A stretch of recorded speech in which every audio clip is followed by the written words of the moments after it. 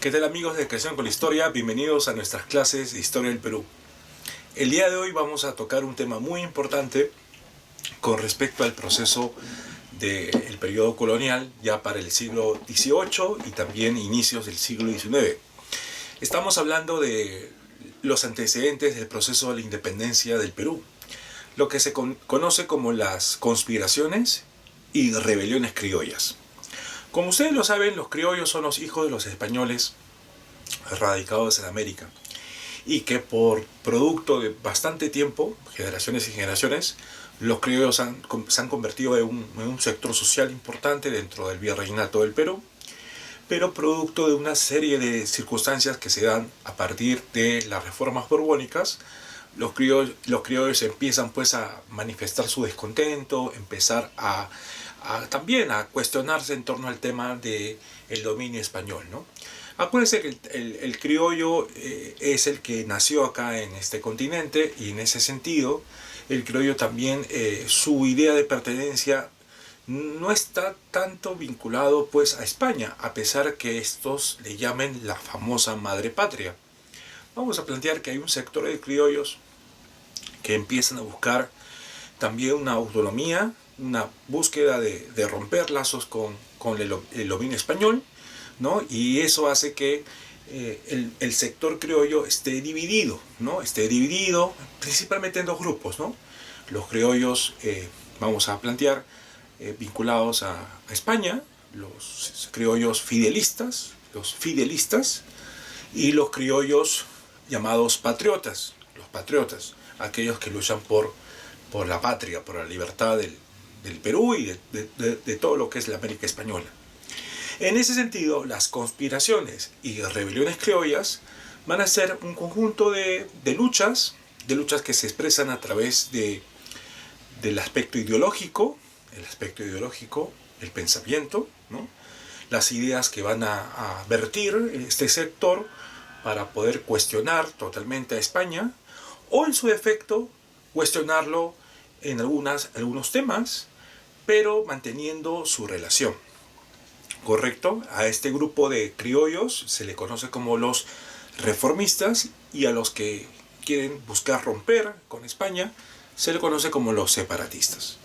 En ese sentido, este grupo de criollos que van a manifestar a través de las ideas estos cuestionamientos, van a lograr escribir una serie de documentos, discursos, libros, cartas, entre otros tipos de publicaciones, ¿sí? Pasquines, y que van a lograr en cierta forma incentivar, ¿no? a otros grupos sociales, ¿no? A otros sectores de criollos para que también se sumen al cuestionamiento. Pero también no solamente se está hablando del tema de las ideas, también se está hablando del tema ya de la insurgencia social. Durante el siglo XVIII y parte del siglo XIX, como hemos manifestado también en el caso de los indígenas, los criollos se organizan y empiezan a también enfrentarse violentamente contra el dominio español. Eso hace que podamos entender qué es lo que significa las conspiraciones y rebeliones. Conspirar, tramar, pensar, idear, y la rebelión ya es una insurgencia más activa, es una insurgencia que va a lograr manifestarse a través de una serie de movimientos que hoy día en la clase lo vamos a ver. ¿Qué es lo que hoy día tocaremos? Varios puntos. Por un lado vamos a explicar las razones por las cuales se dan estas rebeliones. Luego vamos a hablar de aquellos pensadores, aquellos intelectuales criollos que van a manifestar a través de documentos, a través de escritos, sus ideas contestatarias. Por otro lado, también vamos a tocar mucho el tema de lo que sucede en España durante el siglo XIX y de qué forma lo que sucede en España repercute acá en América. Y por último vamos a hablar de las famosas rebeliones criollas que empiezan, según lo que es común, es tradicional, a partir de 1812-11 hasta el 1815. ¿Por qué razón los criollos se levantan? ¿Cuáles son los motivos? Como les había manifestado, el siglo XVIII se dan las reformas borbónicas. Les pido también, si no han visto la clase de reformas borbónicas, lo pueden ver. Ahí hemos explicado profundamente este tema. Y las reformas borbónicas van a lograr manifestar una serie de cambios administrativos, cambios políticos, cambios económicos. Hay aumento de la presión fiscal. Hay una serie de modificaciones en cuanto al tema de la creación de los virreinatos, el establecimiento, por ejemplo, de las intendencias, pero fundamentalmente también es el caso de el desplazamiento que tienen los criollos con respecto a ocupar cargos públicos, cargos de alto cargo, ¿no? Cargos de alto nivel, ¿no? Mientras que los españoles, los peninsulares, son los que ocupan estos altos cargos. ¿Qué pasa con los criollos? Pasan a un lado, pues, secundario, llegan a ser secretarios, ¿correcto? Y esto evidentemente genera también un descontento, porque antes han llegado a ocupar estos altos cargos y ahora son desplazados a un segundo nivel, y por lo tanto esto también origina estas rebeliones. Por otro lado, tenemos acá, ¿no?, que hemos puesto las razones, ¿no? La presión fiscal producto de las reformas borbónicas, el desplazamiento de los cargos de alto rango del virreinato y también la influencia de la Ilustración. Ustedes saben que la Ilustración es un movimiento intelectual que plantea, ¿no?, el uso de la razón como un mecanismo de cuestionamiento, la idea del progreso, la necesidad de acabar con el poder absolutista, la división de poderes. Tenemos ahí los famosos exponentes, ¿no?, Montesquieu, Voltaire, Rousseau, que van a ser muy leídos por estos intelectuales, aunque también la corona española empieza a prohibir, ¿no?, la difusión de estos documentos, ¿correcto? Y la influencia de la Ilustración es muy fundamental para también, en cierta forma, a lograr hacer que el criollo empieza a cobrar conciencia, empieza pues a lograr hacer preguntas profundas en torno a la dominación española. Otro aspecto importante es lo que sucede en Norteamérica, ¿no?, la independencia de las 13 colonias. A partir de 1774 hasta 1781-82 empieza a darse pues esta guerra por la independencia de las 13 colonias, empieza a darse el nacimiento de los Estados Unidos, y inclusive hay muchos criollos que empiezan a también colaborar con este proceso de libertad allá en Norteamérica. El caso de Francisco Miranda. Francisco Miranda vivió en los Estados Unidos y colaboró mucho con George Washington, ¿no? Francisco Miranda es un gran precursor de la independencia de Venezuela, ¿no? Y también Francisco de Miranda, por ejemplo, llegó a visitar Europa, y vamos a hablar de él dentro de un momento. Entonces, la influencia de la independencia de las 13 colonias también va a motivar como una especie de hecho político, un hecho social, que hace que el criollo pues también empiece a reflexionar sobre su situación, ¿no?, vinculado con España. La Revolución Francesa. Evidentemente, este proceso de gran transformación que se da en Europa también tiene un gran impacto en América. Hay textos que hablan sobre este punto, la influencia de la Revolución Francesa hacia lo que es la independencia de la América Española. Entonces ahí vamos a lograr observar, ¿no?, que hay también un interés por parte del sector criollo por impulsar un conjunto de luchas casi tan idénticas como los que se dan en Francia. Y también, evidentemente, hay un actor detrás de todo este proceso, ¿no?, un actor escondido, un actor que está buscando aprovechar el momento oportuno para poder lograr impulsar una serie de relaciones económicas con este sector de criollos. ¿Quién es? Inglaterra. Evidentemente, el papel de Inglaterra es fundamental para entender el proceso de rebeliones y la independencia. Inglaterra va a lograr también financiar, va a dar un apoyo económico, va a mandar inclusive hasta tropas para poder colaborar con los criollos, porque evidentemente Inglaterra observa que esta región es una fuente muy importante de mercados, de materias primas. Entonces Inglaterra quiere lograr apoyar al proceso de rebeliones, para que nosotros, los criollos, en ese tiempo, los criollos, lleguen a romper sus vínculos con España, ¿no? Entonces, en ese sentido, vamos a encontrar que Inglaterra tiene un papel protagónico. Ahora, hay otro elemento interesante para hablar sobre este proceso y que también lo continuaremos desarrollando en las próximas clases, que es el tema de los masones. Los masones. ¿Quiénes son ellos? ¿No? ¿Quiénes son estos personajes? Los masones es un grupo de criollos, en el caso de América, y también un grupo de grandes burgueses en Europa, que van a lograr ser los que también están detrás de este proceso de lucha, ¿no? Es un grupo, vamos a denominarlo como un grupo místico, un grupo que tiene una manera de entender la dinámica de la realidad muy vinculado con el aspecto esotérico, con los signos del zodiaco. Estos personajes también se creen descendientes de los constructores del templo de Jerusalén. O sea, vamos a encontrar una serie de mistura en torno al tema esotérico, al tema religioso, hebreo, que se va a lograr, fusionar y van a lograr crear pues un grupo subgrupos secretos, conocidas como las logias, las famosas logias masónicas, y que van a lograr tener como principal objetivo hacer reuniones para poder lograr conspirar contra la dominación, en el caso de Europa, feudal, y en el caso de América, contra la dominación, en este caso, española, ¿no? Y en el caso de Norteamérica, también con respecto al proceso de lucha contra el dominio inglés. Los masones empiezan a aparecer en Europa, en Francia, en Inglaterra, y se difunde mucho en esta región. Sabemos que George Washington, por ejemplo, fue masón. Francisco de Miranda llega a crear la logia americana, ¿no? Bolívar ha sido masón, San Martín ha sido masón, Túpac Amaru ha sido masón. Personajes muy importantes que han logrado pues tener una serie de reuniones, y dentro de estos lugares, estos espacios que se van a llegar a encontrar, van a tramar para poder lograr impulsar la libertad. Entonces, no es evidentemente algo extraño hablar de la participación masónica en el proceso de rebeliones criollas y la independencia del Perú. Muy bien, entonces vamos a desarrollar el punto en torno a los famosos precursores del proceso de la independencia. ¿Qué son los precursores?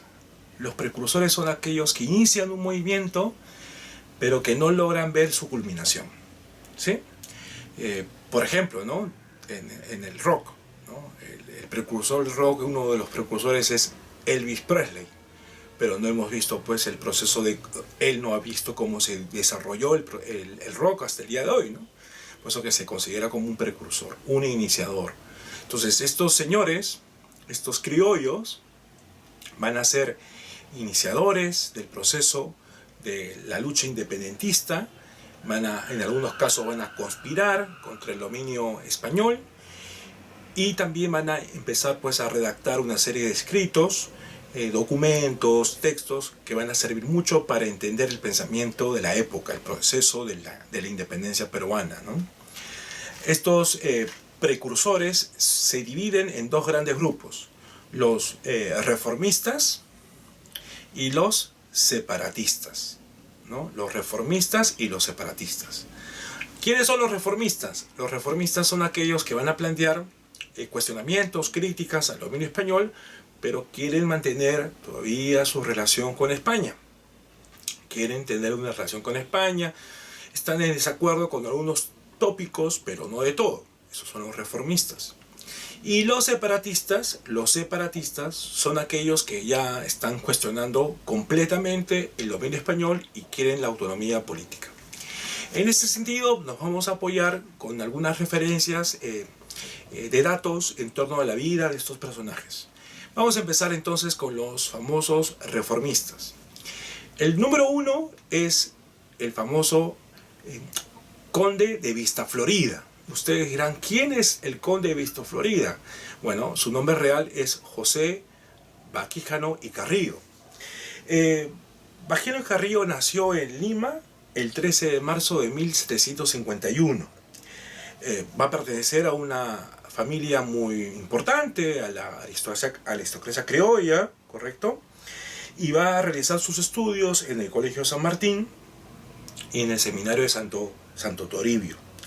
En 1765, José Vaquijano y Carrillo, con solamente 15 años, llegó a ser bachiller universitario.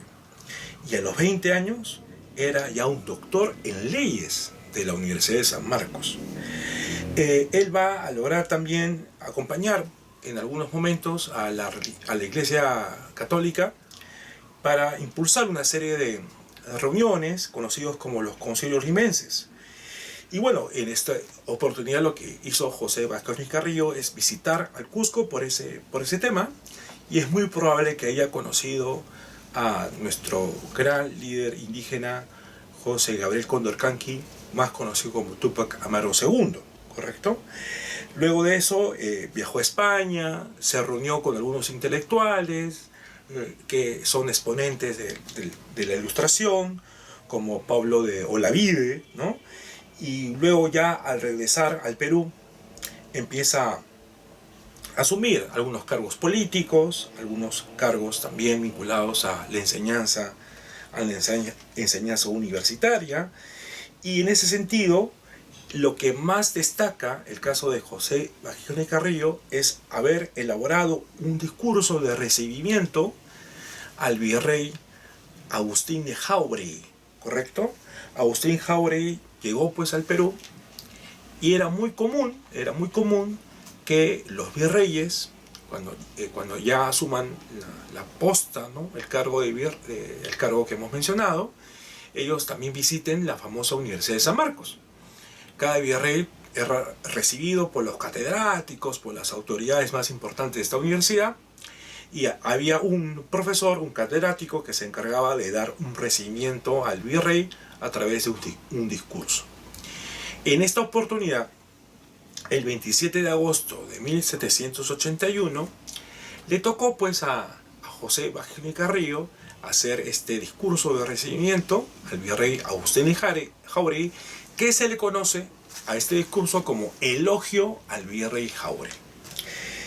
Entre la serie de escritos que hace conforme a este discurso, vamos a encontrar una serie de cuestionamientos a lo que estaba pasando en relación del Perú con España.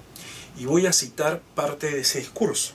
Dice: el pueblo es un resorte que, forzado más de lo que sufre su elasticidad, revienta destrozando la mano imprudente que lo oprime. En ese sentido, podemos entender con esta cita que es un llamado de atención a lo que está pasando en España, pero que no busca su rompimiento abrupto, total. Por eso que José Vaquijano y Carrillo será considerado como un intelectual exponente de los grupos reformistas criollos. Su discurso fue considerado, aunque no lo crean, sedicioso, conspirador, ¿no? Subversivo, en contra del gobierno colonial. Y luego del discurso, Vaquijano fue puesto bajo vigilancia, lo estaban supervisando, había una especie de reglaje, vamos a decir. Y también sus libros de su biblioteca, muchos de ellos fueron decomisados, fueron prohibidos. Además, fueron retirados de la circulación algunos ejemplares de este discurso que él había escrito, ¿no? En ese sentido, se inició también una campaña muy terrible contra Vaquijano y Carrillo porque él quiso ser rector de la Universidad de San Marcos, ¿no? O sea, después de ser catedrático, quiso ser rector, pero se inició una campaña en su contra, por producto de este discurso. Al final, nunca llegó a ser rector. En ese sentido, José Pascual Carrillo finalmente luego va a promover después la fundación, ¿no? Cuando ya pasa este tipo este conjunto de persecuciones, ¿no? De campaña en su contra, ya con el lapso del tiempo, va a lograr pues ser parte también de la fundación de la Sociedad Amantes del País, un importante club intelectual que impulsa pues la aparición de la famosa revista, ¿no? El Mercurio Peruano. Número 2. Toribio Rodríguez de Mendoza. ¿Quién fue Toribio Rodríguez de Mendoza? Bueno, él nació el 17 de abril de 1750, nació en Chachapoyas, en el departamento de Amazonas. Va a realizar sus estudios en el seminario de San Carlos y San Marcelo de Trujillo, y luego va a continuar su formación intelectual en Lima, en el seminario de Santo Toribio, por 1766. Luego él está en San Marcos, él recibió los grados de licenciado y doctor en teología, y fue también profesor de filosofía y teología en este lugar importante, este centro de estudios, conocido como el Real Convictorio de San Carlos. Hay que recordar que el Real Convictorio de San Carlos fue antes un colegio jesuita, pero en 1767 este colegio va a lograr pues ser intervenido, ¿no? Producto de la expulsión de los jesuitas, y el colegio pasa a ser llamado después, controlado por el gobierno virreinal, el Real Convictorio de San Carlos, en donde Toribio Rodríguez Mendoza llegó a ser vicerrector y rector interino y titular de este lugar importante, centro educativo. Es así que Toribio Rodríguez Mendoza va a ser considerado también un intelectual reformista, porque cuando él impartía cátedra en el Real Convictorio de San Carlos, se plantea que él animaba a sus estudiantes a reflexionar, a cuestionar el dominio español, y por lo tanto al final los estudiantes de este lugar, conocido como los carolinos, van a lograr ser también importantes personajes que van a apoyar al proceso de la independencia. En ese sentido, se plantea que el Convictorio de San Carlos se convierte en un centro conspiratorio.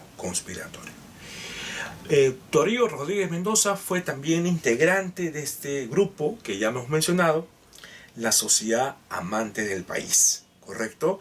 Además, Toribio Rodríguez Mendoza llega a firmar en 1821 la famosa Acta de la Independencia, y va a lograr participar en las reuniones preparatorias para la instalación del primer congreso que tiene el Perú en 1822, y también Toribio Rodríguez de Mendoza llega a ser rector de la Universidad de San Marcos. Número 3. Hipólito Unanue. Este personaje es muy controvertido. Unanue a veces se plantea a nivel de las investigaciones si hay que colocarlo en esta lista de precursores reformistas, porque Unanue en realidad llegó hasta ser asesor de virreyes, llegó a colaborar muy estrechamente con el gobierno colonial. ¿Y por qué se le considera como un precursor? En cierta forma porque Unanue también va a impulsar un conjunto de estudios e investigaciones para entender la realidad peruana, ¿sí? Inclusive tiene un gran trabajo sobre el clima. Unanue logra pues también en cierta medida, al hacer este tipo de trabajos, estudios en torno a la realidad peruana, en cierta forma va a permitir alimentar la noción de peruanidad, ¿no? La noción de peruanidad. Es por esa razón que a Unanue también se le coloca dentro de esta lista. Pero su proceso de cambios, de pensamiento, va a lograr ser bastante radical. Porque luego Unanue llegó pues a ser, ¿no? Un ministro, ¿no? de Hacienda de la época de San Martín.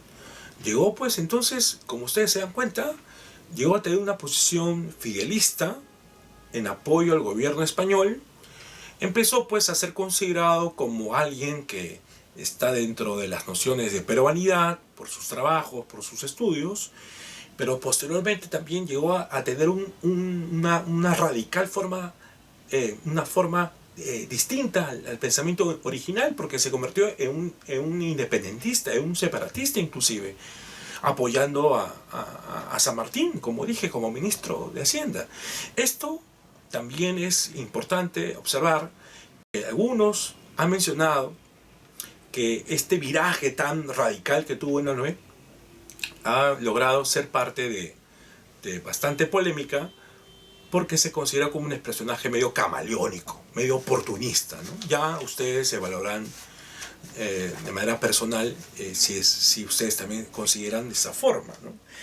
Algunos datos concretos. Unanue nació en Arica el 13 de agosto del año 1755, estudió en Arica, Arequipa, ingresó al seminario de San Jerónimo, estudió medicina en San Marcos, llegó a ser catedrático de medicina de San Marcos, y posteriormente va a llegar a hacer también un cambio muy radical en torno a la enseñanza de la medicina, ¿no?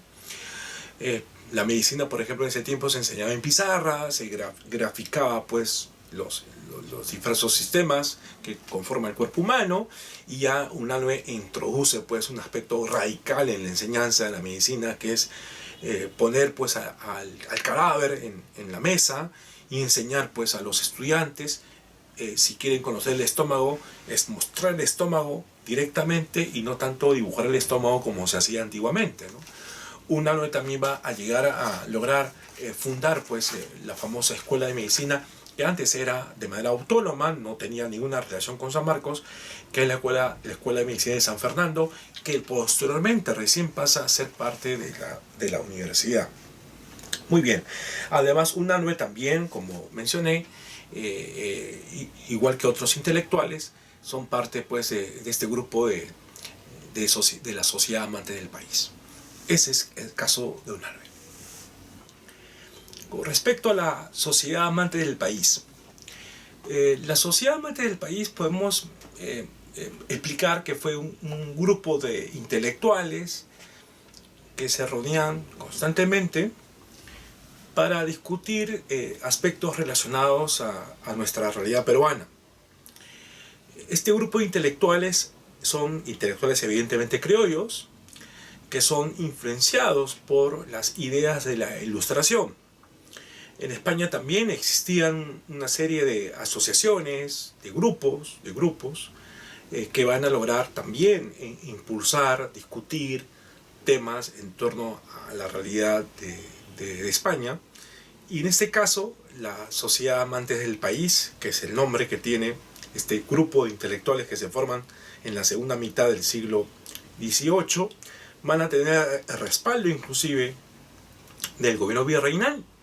Estamos hablando del virrey Gil de Tahuada, ¿no? Este virrey va a lograr también permitir, ¿no?, que la Sociedad Amante del País difunda pues una importante revista que dura algunos años y que va a ser considerada como la evidencia de las ideas proto-nacionalistas de nuestro país. Estamos hablando del Mercurio peruano. La Sociedad Amante del País va a lograr formar a gentes limeñas, que son algunos: Demetrio Huasque, José Rossi Rubí, José María Egaña, Hipólito Unanue, entre otros personajes. Y este periódico, revista, como queremos llamar, fue publicado entre 1791 y 1725, en donde van a participar un conjunto de académicos, escribir una serie de artículos, entre los cuales destaca pues los escritos de Hipólito Unanue, los escritos de José Vázquez y Carrillo, los escritos de José Rossi Rubí, como hemos mencionado, y José María Egaña, ¿no? El primer número, por ejemplo, trata de explicar en su primera portada inclusive la idea general del Perú. En ese sentido, planteamos que este órgano periodístico, esta revista, va a lograr dilucidar una serie de elementos que permiten entender el factor de la peruanidad, muy importante en el proceso de la independencia del Perú. Bueno, pero no solamente es el único, ¿no? Es el único órgano periodístico que aparece. También podemos mencionar que durante el siglo XVIII aparecen otros textos, como el famoso Diario de Lima, ¿no? Un periódico dirigido por uno de los considerados precursores del periodismo peruano, que es don Jaime Bausarte y Mesa. Ahora pasemos a explicar a los intelectuales considerados como los separatistas. Los separatistas son aquellos que a través de sus escritos van a lograr cuestionar totalmente el dominio español y que van a permitir, puede ser, aquellos que plantean, ¿no?, la necesidad de la autonomía política de la antigua América Española. Y tenemos acá el caso de uno que no es solamente considerado como el precursor separatista peruano, sino también el precursor separatista de toda la América Española. ¿Quién es? Es Juan Pablo Vizcardo y Guzmán. Este personaje arequipeño nació el 26 de junio de 1748. Su infancia lo vivió allá en esta región. Luego se pasa a Cusco para estudiar en el Real Colegio de los Nobles de San Bernardo, y también llega pues a ingresar a la famosa Compañía del Sagrado Corazón de Jesús en 1760. Entonces se convierte en un jesuita, igual que su hermano, ¿no?, igual que su hermano menor. Los dos son jesuitas. ¿Y qué es lo que sucede? En 1767 la orden jesuita va a ser expulsada de todos los dominios españoles que se tienen, ¿no? Y Juan Pablo Vizcardo Guzmán y con su hermano parten del Perú hacia Europa, a estar en Italia. Van a llegar a radicar en Italia por un buen tiempo, ¿no? Y allá en Italia, Juan Pablo Vizcardo Guzmán llega a tener contactos con gente de Inglaterra. Hay que mencionar que es muy probable que también Juan Pablo Vizcardo, al ser ya no va a continuar siendo jesuita, ahora es un ex jesuita, es muy probable que se haya convertido en masón. Pero el punto principal es que Juan Pablo Vizcardo Guzmán llegó pues a convertirse en un agente de Inglaterra. Se convierte en un agente de Inglaterra. Inglaterra le empieza a financiar para que él escriba una serie de documentos sobre la realidad de la América Española. Estos documentos son cartas que él va a redactar. Estas cartas nunca llegan a ser publicadas en vida. Estos documentos son publicados cuando él llega a morir, y va entonces a recibir una pensión, inclusive una pensión porque él tenía muy enraizado la necesidad de que Inglaterra apoye al proceso de la independencia de la América Española. Él también con mucha frecuencia, Juan Pablo Vizcardo Guzmán va a visitar también Londres, y en sus visitas él llega pues a presionar para que el gobierno inglés logre concretar, ¿no?, la promesa de apoyar a la lucha independentista. Juan Pablo Vizcardo Guzmán se entera también en su estadía en Europa de los procesos de luchas que hay de los indígenas, se entera de la famosa rebelión de Túpac Amaru II, y evidentemente él se convierte pues en un ideólogo muy importante del proceso de la independencia, un ideólogo que va a lograr también tener reuniones con Francisco de Miranda. Y cuando él ya fallece, Vizcardo Guzmán fallece en Londres en 1798, va a lograr recién ser publicado sus escritos, ¿no? El más conocido de todos es la famosa carta a los españoles americanos, texto escrito en francés, y que va a lograr ser difundido en América de manera muy subrepticia, y que el que va a lograr traducir este documento va a ser el precursor venezolano Francisco de Miranda. Esta famosa carta de los españoles americanos, ¿correcto?, es el primer documento en donde Vizcardo exhorta a sus compatriotas, él llama españoles americanos, nadie lograba pues tener esta categoría, españoles americanos, a rebelarse contra la dominación española, ¿sí? Y va a lograr pues como dije, traducido al castellano por Miranda, inclusive Miranda añade algunos puntos, y este documento va a lograr difundirse en toda la América española de manera muy clandestina. Obviamente que la corona española va a enterarse de esta publicación y la va a prohibir. Inclusive va a haber una serie de gente que va a ser apresada por haber logrado leer este documento importante, en donde también podemos mencionar que dentro de estos escritos de la Carta de los Españoles Americanos, también Vizcarra Guzmán plantea que la única solución para poder lograr tener el objetivo de ser autónomos es contar con el dominio de Inglaterra. En el caso de Francisco de Miranda, es considerado también parte de los precursores separatistas. Él nació en Venezuela. Él llegó pues a tener muchas vinculaciones con Inglaterra. Él visitó muchos lugares de Europa, inclusive también estuvo radicando en los Estados Unidos, luchó con George Washington por la independencia de las 13 colonias, y también luchó durante un tiempo en el proceso de la Revolución Francesa. Se plantea que Miranda, por ejemplo, tenía una cuantiosa biblioteca que la llevaba a cada lugar que él visitaba. Una biblioteca en donde estos textos, sus libros, eran censurados por el famoso Tribunal de la Santa Inquisición. Había una persecución muy fuerte contra los libros que llevaba Miranda. Pero Miranda no solamente es considerado como precursor, también como un intelectual. Él también redacta una serie de documentos en donde él plantea, por ejemplo, la necesidad de la autonomía política de la América española. Él propone un gobierno para América en donde se forme una monarquía hereditaria y en donde el soberano fuese un inca. Él utiliza el término en sus documentos de inca o emperador, y que gobernase desde el Mississippi hasta el Cabo de Hornos. Miranda, además de eso, llegó pues a traducir la famosa Carta de los Españoles Americanos.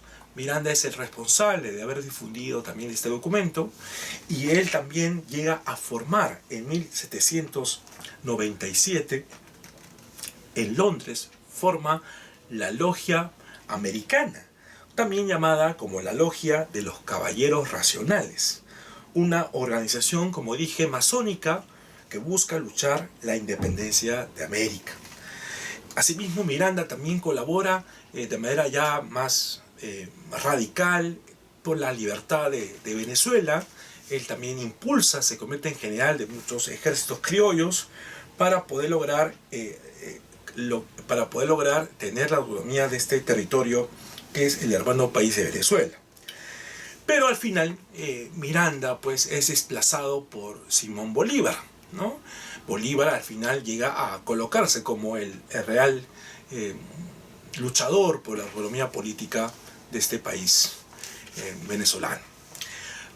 Otro intelectual que representa a los separatistas, José de la Riva Agüero. Él nació en Lima en 1783. Es de una familia muy noble, funcionarios coloniales, ¿sí? Él llega a viajar a España. Él también estuvo vinculado mucho con la guerra que libra España contra los franceses. Él también llegó a ser parte de la logia masónica que busca la independencia. En su juventud apoyó muchos movimientos independentistas. Tuvo bastante comunicación con la gente de Chile, la gente de Buenos Aires, quienes habían creado pues las juntas de gobierno, que lo vamos a explicar dentro de un momento, y va a lograr, ¿no?, el año 1816 publicar un documento considerado también como un pionero en el desarrollo de las ideas separatistas, que se conoce con el nombre de las 28 causas. Este documento también llamaba a la insurgencia contra la dominación virreinal. Asimismo, también hay que mencionar que hay otros intelectuales criollos que van a lograr también hacer documentos para poder plantear este separatismo. No olvidemos el caso de Manuel Lorenzo de Vidaurre, que termina en España escribiendo el documento conocido como el Plan del Perú. Esos son los conocidos intelectuales, tantos reformistas como separatistas. Bien, ¿qué es lo que va a suceder en España durante los iniciales años del siglo XIX? La situación de España va a ser muy complicada porque las tropas de Napoleón Bonaparte van a invadir, ¿no? Van a invadirla. Napoleón Bonaparte tenía un plan, ¿no? Un plan de convertir a Francia en un imperio. Y durante un conjunto de años se va a impulsar las famosas guerras napoleónicas. En este contexto, Francia ocupa España y Napoleón Bonaparte obliga al rey Fernando VII a renunciar a su cargo, a abdicar. Cuando estas tropas napoleónicas entran al territorio español, la corte llevada a un lugar que se llama Bayona, y es ahí donde Fernando VII es obligado a abdicar y asume un nuevo rey. Este nuevo rey es José Bonaparte, el hermano de Napoleón, muy conocido con el nombre de Pepe Botella, porque era un aficionado a tomar mucho alcohol, ¿correcto? Y bueno, la cuestión es que los españoles no se van a quedar con los brazos cruzados. Los españoles van a impulsar una serie de luchas por su libertad, y esto se conoce como la famosa Guerra de Independencia. En 1808, donde se produce ya la abdicación de Fernando VII, y también donde Napoleón va a lograr promover la elaboración de un documento que permite el gobierno, vamos a decirlo, este gobierno clandestino, este gobierno paralelo al gobierno legítimo de España, que se va a redactar en un documento que se llama la Constitución de Bayona. Se va a dar inicio pues al proceso de la Guerra de la Independencia. Esta Guerra de la Independencia empieza con la famosa Batalla de Bailén. Pero mientras que España estaba luchando contra las tropas de Napoleón Bonaparte para poder lograr impulsar su autonomía, ¿no? Habrá un gobierno español que se logra constituir, producto de la victoria militar en Bailén, que lo vamos a llamar una especie de junta de regencia. Esta junta de regencia promoverá después las famosas Cortes de Cádiz, que será abordada de una clase posterior.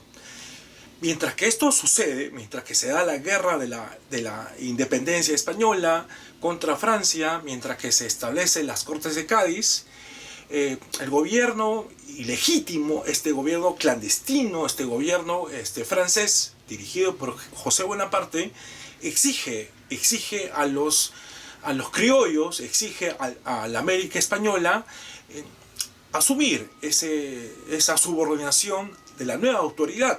Es decir, les exige, ¿no?, a los habitantes de la América española a tomar una posición y estar de acuerdo con ser gobernados por este personaje, José Bonaparte. Esto obliga a que los criollos lleguen a instituir unos gobiernos también paralelos. Como vemos en España hay dos gobiernos: un gobierno ilegítimo, un gobierno clandestino, dirigido por José Bonaparte, y un gobierno legítimo, que es una junta de regencia, que se va a establecer después las Cortes de Cádiz. Y en América, evidentemente, al no haber rey, al no estar Fernando VII, en ese sentido, habría pues una situación medio extraña, su generis, muy particular, porque los gobiernos virreinales ya no tendrían que representar al rey español, de Fernando VII, porque no hay rey español, no hay rey español. En ese sentido, los criollos van a dar un paso hacia adelante para crear unos organismos políticos en muchos lugares de la América Española que se llaman las juntas de gobierno. Estas juntas de gobierno son gobiernos que supuestamente van a establecerse para mostrar lealtad a Fernando VII, ¿sí? En esta coyuntura muy especial que les comenté, van a mostrar lealtad, supuestamente lealtad, pero en el fondo, las juntas de gobierno van a tener un plan que es buscar lograr romper las relaciones con España.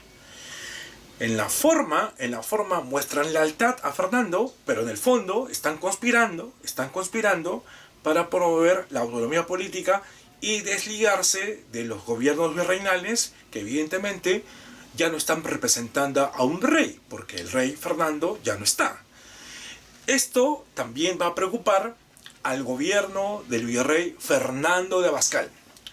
Fernando de Abascal, a pesar de que no exista rey, él mantiene un protagonismo, una autoridad muy fuerte, Abascal, y Abascal va a impulsar, ¿no?, una serie de medidas para poder contrarrestar a las juntas. Las juntas de gobierno se crearon entre 1809 a 1810. Durante este tiempo se van a crear unas juntas de gobierno en muchos lugares de América Española. Junta de gobierno de Quito, la Junta de Gobierno de Chuquisaca, la Junta de Gobierno de Caracas, la Junta de Gobierno de Buenos Aires, como vemos acá en el mapa. Durante estos años se van a crear una serie de juntas de gobierno, pero lo curioso es que no habrá Junta de Gobierno en Lima. No se crea Junta de Gobierno en Lima. ¿Por qué razón no hay una Junta de Gobierno en Lima? Porque Lima, como ustedes lo saben, llegó pues a ser la capital de todo el virreinato del Perú. En Lima hay una posición muy conservadora, muy fidelista, y a pesar que el resto de las zonas de la América Española quieren ya la libertad política, Lima no acepta, Lima no quiere, Lima quiere mantenerse, ser parte de España. Y lo que sí hay que mencionar es que hay intentos de lograr pues crear una junta de gobierno en Lima, pero estos intentos quedan solamente en eso. Al final nunca se crea y va a pasar todo lo contrario. Lima va a mostrar su rechazo a la creación de las juntas de gobierno. En gran mayoría apoyan inclusive a Abascal a través del Tribunal Consulado. Este Tribunal Consulado es una asociación de comerciantes de Lima y Callao que son los que van a financiar las tropas de Abascal para destruir a todas estas juntas de gobierno. Y hay una que solamente va a sobrevivir, que es la Junta de Gobierno de Buenos Aires. Bien, ahora pasemos a hablar de las famosas rebeliones criollas, ya que son estas luchas de manera ya más directa, una lucha violenta, que va a lograr enfrentarse los criollos contra la dominación española. Para poder entender el contexto de la cual nosotros estamos ubicados, como les había comentado, las juntas de gobierno se habían creado, pero las fuerzas de Abascal van a lograr reprimir y anular a la gran mayoría de estas juntas, logrando quedar solamente la Junta de Gobierno de Buenos Aires. Buenos Aires, pues, llega a crear más adelante lo que se conoce como las Provincias Unidas de Buenos Aires, lo que hoy día sería, pues, Argentina, ¿no?, por ejemplo, ¿no? Los criollos comerciantes de Buenos Aires van a lograr darse cuenta que el Perú, el virreinato del Perú, es el bastión más poderoso y es el que va a obstaculizar a la autonomía de los criollos de la América Española, ¿no? Interesante esta actitud, ¿no?, de parte de los criollos de Buenos Aires. Lograr evidenciar que en el Perú se encuentra pues el centro de mayor poder español, que acá se concentra el centro de mayor poder español, y que si quieren los argentinos, hoy argentinos, ser autónomos, tienen que acabar con ese poder concentrado en el Perú. Es por esa razón que los criollos van a financiar tropas, incursiones militares, para poder acabar con el poder de España acá en Perú. Estas tropas van a ser dirigidas por un militar de apellido Castelli y que va a lograr pues, dirigirse hacia lo que es hoy día Bolivia por el Alto Perú. En ese sentido, durante el contexto del envío de las tropas hacia la zona del Alto Perú, un conjunto de criollos peruanos ubicados en el sur, específicamente en Tacna, van a tratar también de apoyar a la llegada de estas tropas. Estamos hablando de el señor Francisco Antonio de Sela, que en 1811 va a impulsar un levantamiento importante que tiene bastante contactos con la gente de Buenos Aires. Hablemos de Sela. José Francisco de Sela va a ser un comerciante de origen criollo, nacido en Lima.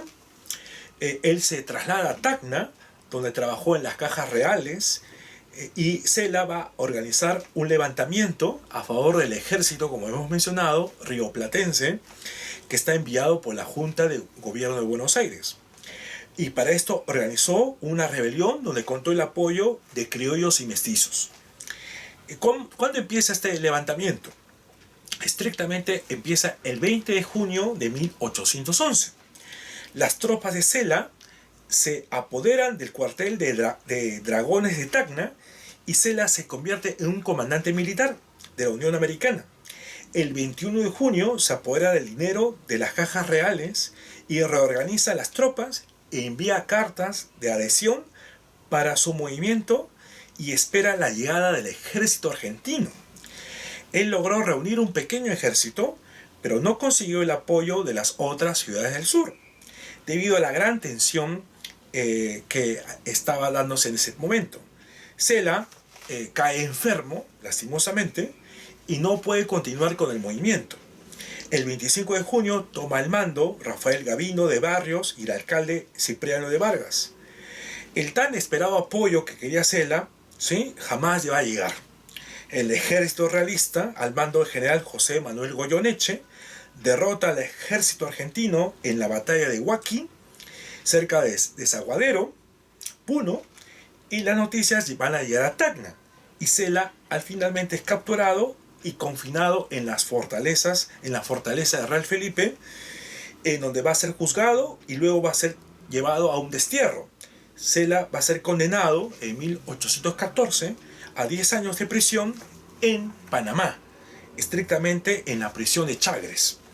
Se desconoce la fecha de su muerte. Algunos biógrafos dicen que Sela murió en 1821, ¿correcto?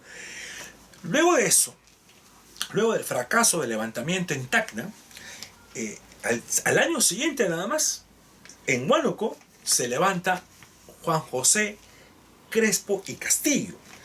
Algunos plantean que este levantamiento, conocido como la famosa rebelión de Huánuco, sería el primer movimiento peruano, porque si ustedes se dan cuenta, el de Sela fue en realidad un levantamiento que estaba coordinado con los argentinos. Bueno, la rebelión de Huánuco se dio el 22 de febrero de 1812. Los pobladores de Panau, Pillao y Huamalíes de Huánuco van a decidir sublevarse, armados con palos, cuchillos, hondas y una escopeta. Rodearon Huánuco y derrotaron a las tropas realistas en una batalla que se conoce como Huayupampa. En Huánuco se formó una junta de gobierno al mando de José Crespo y Castillo. Al conocerse de este levantamiento, el intendente de Tarma, José González Prada, envió un ejército de 2.000 hombres que se enfrentó, ¿no?, con los insurgentes en el puente de Ambo, siendo derrotado por los rebeldes. El 12 de marzo de 1812, los rebeldes y el ejército realista se enfrentan nuevamente en este puente de Ambo. Ahí fueron capturados los líderes de la rebelión. José Crespo y Castillo fue el juzgado y condenado a muerte el 14 de septiembre de 1812. ¿Por qué se da la rebelión? Esto va a ser también una serie de discusión. Los abusos de las autoridades coloniales, como hemos mencionado, se hicieron insoportables en el lugar, luego de la abolición de la libertad de cultivos, conseguida por las famosas Cortes de Cádiz del año 12, que lo vamos a ver en otra clase. Y como muchas rebeliones, estos levantamientos, el de Huánuco, tiene un carácter antifiscal y también es un carácter que se revela contra el mal gobierno español, ¿sí? La región de Huánuco fue una zona conflictiva, donde ocurrieron pues motines y rebeliones contra los abusos de los curas, los repartimientos y el abuso pues de las autoridades que solamente buscaban beneficiar a los familiares y amigos, ¿no? Esa va a ser entonces la famosa rebelión de Huánuco, ¿no? En el caso de Enrique Payardelli, era natural de Argentina, aunque su padre fue francés y su madre fue tacneña. Él estuvo muy vinculado con el proceso de la independencia de lo que hoy día es Argentina. En ese sentido, ya para la edad de los 35 años, él va a colaborar con la expedición que hace Manuel Belgrano, que va a buscar, igual que otros militares enviados por la gente de Buenos Aires, pasar por el Alto Perú para dirigirse pues al virreinato peruano para lograr tener la autonomía política, ¿sí? Para enfrentarse al virrey. Esa es la ruta que ellos estaban siguiendo. Payardelli fue comisionado por Belgrano para poder colaborar y en cierta forma ayudar a que el sur del Perú también se levante, apoyando a las tropas rioplatenses. En Tacna, él llegó a convencer a un grupo que se amotinó en octubre de 1813. Los rebeldes aprovecharon pues la causa patriota para apoyar un cuartel, ¿sí? Y logró pues también en cierta forma imitar lo que pasó con Francisco Antonio de Sela 2 años antes. Una vez capturada Tacna, Payardelli formó una pequeña fuerza que salió a tomar Moquegua, siendo Arequipa su meta máxima. De manera paralela, Belgrano avanzaba por la actual Bolivia y amenazaba la paz. Los tacneños salieron hacia Moquegua, uniformados inclusive con colores argentinos, ¿sí? Con el famoso color celeste y blanco. Esto va a lograr ser importante símbolo para el proceso de la lucha de la independencia, porque aún no existía ni siquiera la bandera peruana. O sea, bueno, inclusive San Martín llegó acá a desembarcar en Paracas, él vino con tropas argentinas y las tropas flameaban banderas celestes y blancas. Pero al final, la expedición militar de Belgrano fue todo un desastre. Él va a ser derrotado en Ayohuma, mientras que Payardelli fue vencido en la puerta de Moquegua por tropas arequipeñas fidelistas. Sin embargo, el líder porteño no fue capturado en la batalla y logró retroceder a Buenos Aires. Ahí se unió a San Martín y fue uno de los partidarios para impulsar, ¿no?, el proceso de lucha de la independencia, pero a través de otra estrategia, que es cruzar los Andes, llegar hacia lo que es Chile y después hacia el Perú. En ese sentido, lo de Payardelli entonces se considera también como parte de las rebeliones que van a ser importantes, ser consideradas como la antesala de la independencia.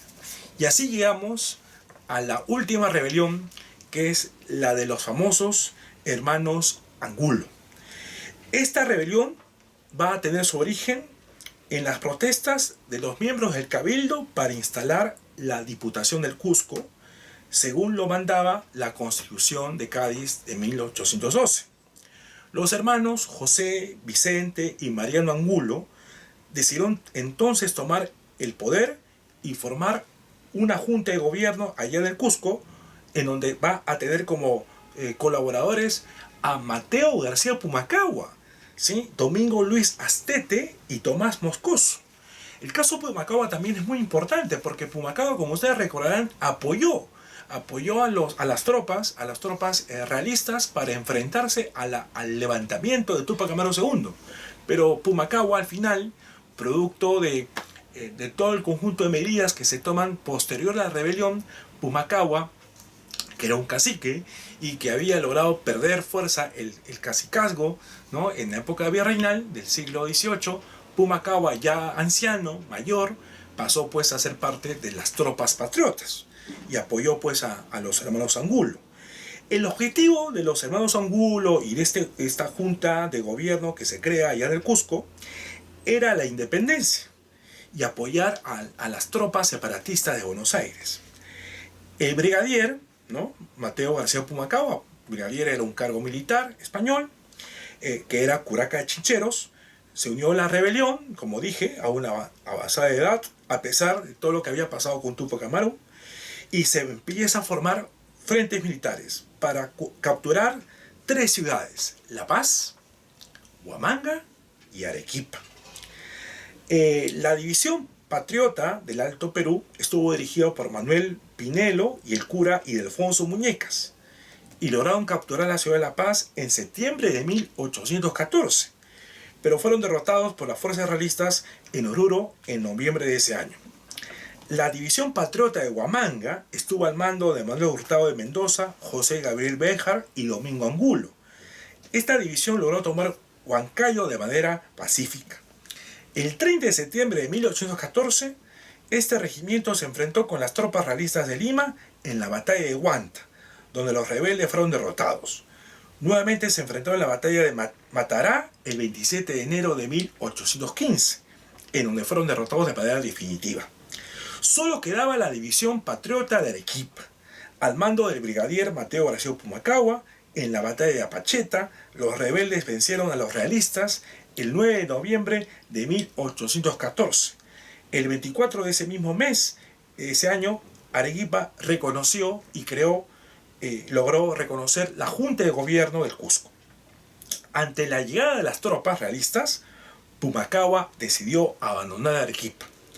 El 9 de diciembre, los realistas ingresan a Arequipa. Finalmente, ambos ejércitos se enfrentan en la batalla de Humachiri, el 11 de marzo de 1815. En ese campo de batalla va a morir un famoso poeta arequipeño muy conocido, que es Mariano Melgar, y otros jefes rebeldes. Pumacahua finalmente va a ser capturado en Sicuani, Cusco, y decapitado el 17 de marzo de 1815. Su cabeza fue enviada al Cusco y sus brazos a Arequipa. Tenía 77 años. Finalmente, los hermanos Mariano, Vicente y José Angulo fueron ejecutados en el Cusco el 29 de mayo de 1815. Según nuestro gran historiador Jorge Basadre, esta rebelión de los hermanos Angulo, conocida también como la Gran Rebelión del Sur, va a ser una prueba para evidenciar que los peruanos realmente querían la independencia de nuestro país. De esta manera hemos llegado al final de nuestra clase. No olvidar compartir los videos, hacer comentarios, y si te ha gustado este video, no te olvides de hacer like. Nos vemos hasta la próxima clase.